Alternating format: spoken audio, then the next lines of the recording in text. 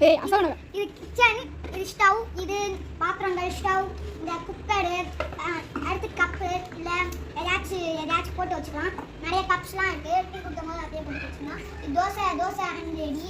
இது பிளேட், நிறைய பிளேட்ஸு.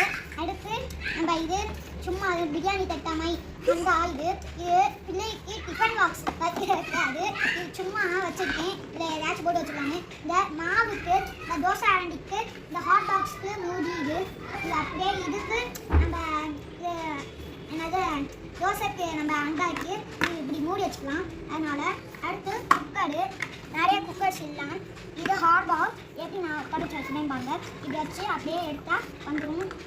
அடுத்து நான் சொன்னேன் இல்லை அதுதான். அடுத்து மிக்ஸி காமிக்கிறேன். மிக்ஸிக்கு ஜார் இருக்குது. ஜார் இங்கே இருக்குது.